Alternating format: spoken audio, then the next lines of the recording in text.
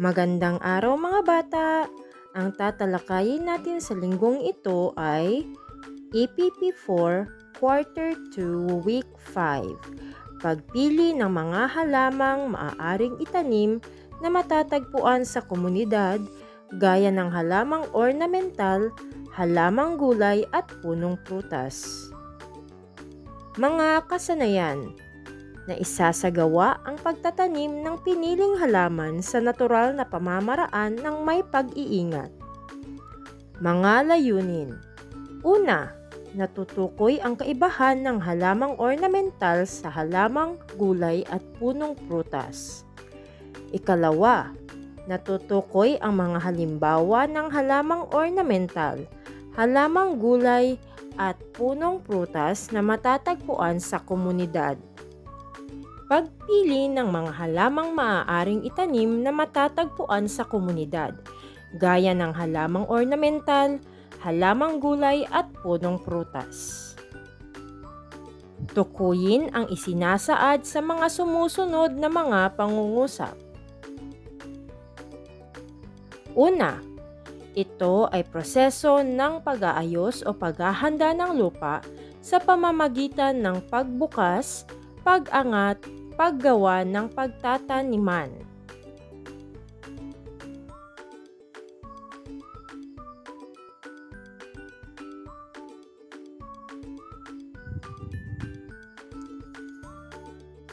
Ikalawa, ito ay natural o komersyal na karaniwang nilalagay sa lupa para madagdagan ang sustansya ng lupa.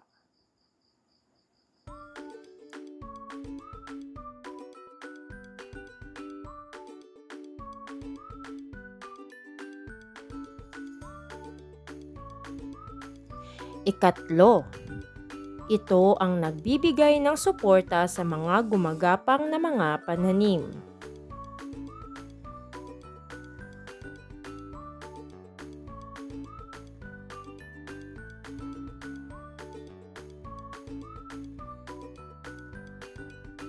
Pang-apat, ito ay proseso ng pagpapanatili ng halumigmig ng halaman upang hindi sila matuyo.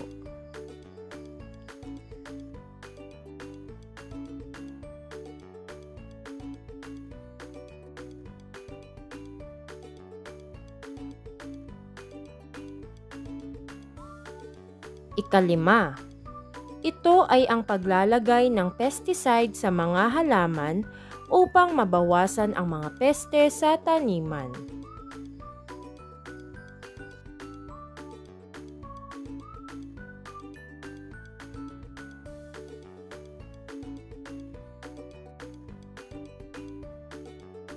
Kilalanin natin. Tukuyin ang mga sumusunod na mga halaman bilang ornamental, gulay o punong prutas. Una, rosal.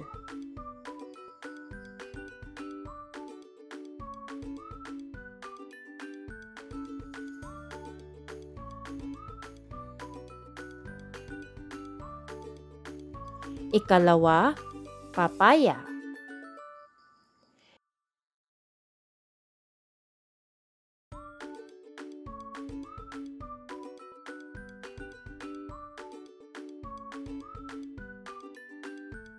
Ikatlo, mangosteen.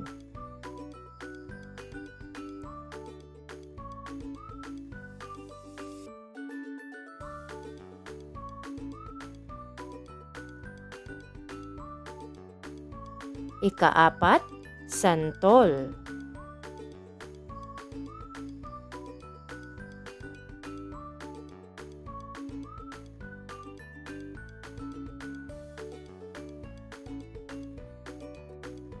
Ikalima, patola.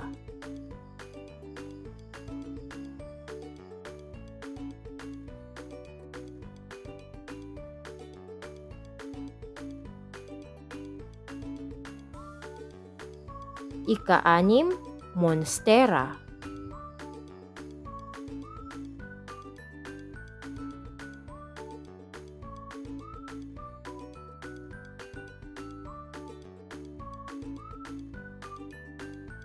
Ikapito, bayabas.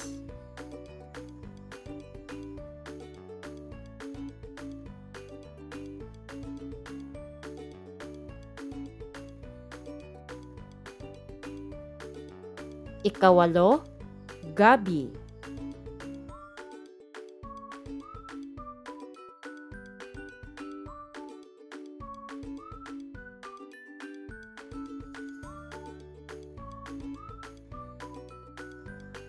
Ikasyam, okra.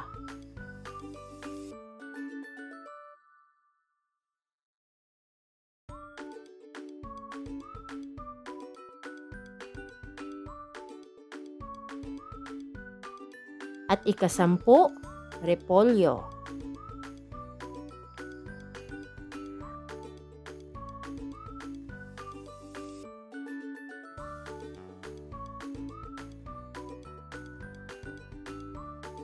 Paghawan ng bokabularyo. Halamang ornamental ay mga halaman na namumulaklak o hindi, na karaniwang ginagawang dekorasyon sa loob ng bahay o ginagamit sa landscape gardening. Halamang gulay ay mga halaman na karaniwang iniuulam o isinasahog sa ating ulam. Punong prutas ay mga halaman na karaniwang namumunga na siyang nagiging prutas at nagbibigay sustansya sa ating katawan. Kadalasang ginagawa itong panghimagas. Pagtatanim ng halamang ornamental, halamang gulay at punong prutas. Ang halamang ornamental ay kadalasang nakikita nating pangdekorasyon sa ating tahanan dahil sa mga matitingkad na kulay ng kanilang mga bulaklak o magaganda nilang mga dahon. Ilan sa kanila ay mga halamang dahon, halamang namumulaklak, halamang palumpon at halamang baging. Ilan sa mga ito ay ilang-ilang, dita, banaba, mayana, morning glory, sampagita, San Francisco, santan, lemongrass, lotus, water lily, gumamela, bougainvillea, cactus. Ang mga halamang gulay ay kadalasan nating inuulam o isinasahog sa ating ulam. Maaari ito ay dahong gulay, bulaklak na gulay, bungang gulay at halamang gulay. Ang ilang halimbawa ng dahong gulay ay alugbati, kangkong, ampalaya, kulitis, pako, malunggay. Ang mga bulaklak na gulay naman ay kalabasa,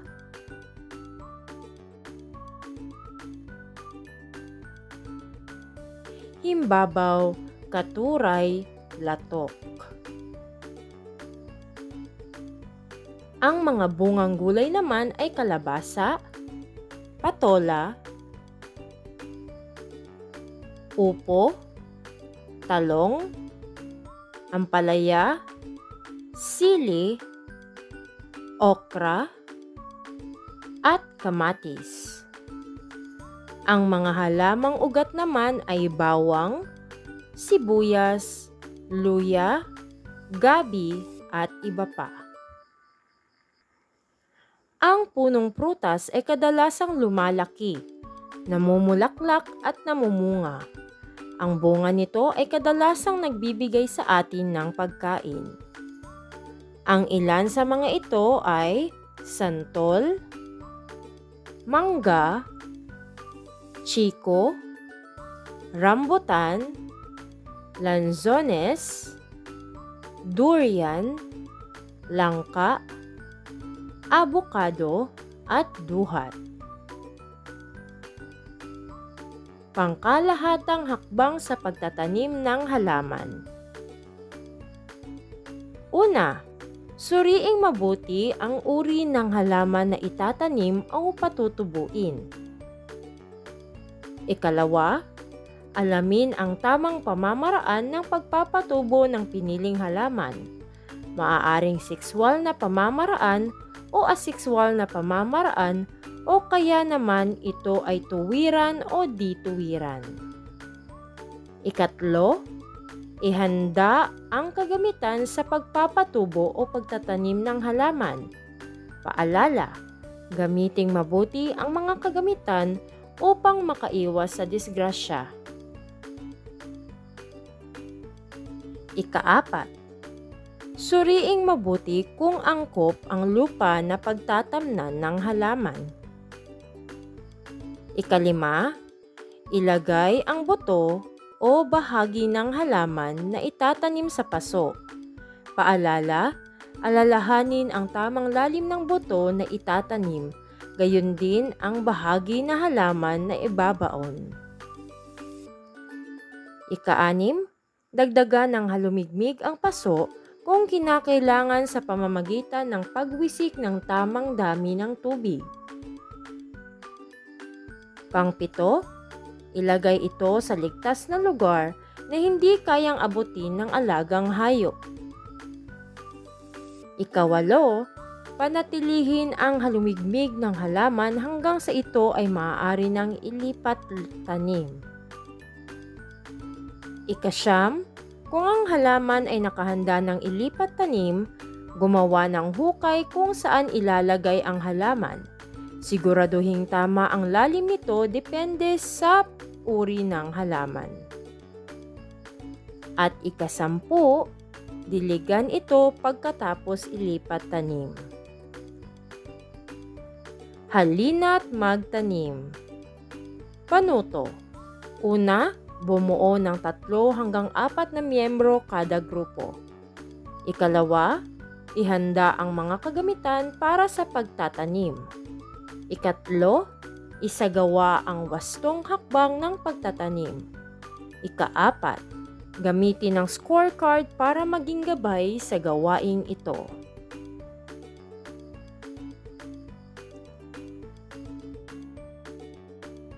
Bakit kailangan nating malaman ang pagkakaiba ng ornamental na halaman, halamang gulay at punong prutas?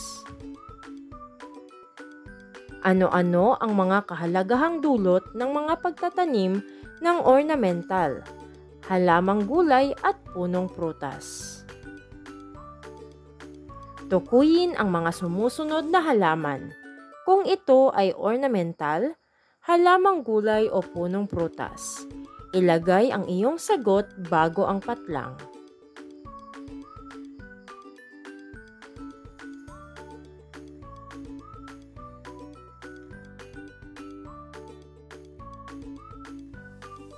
Pagwawasto.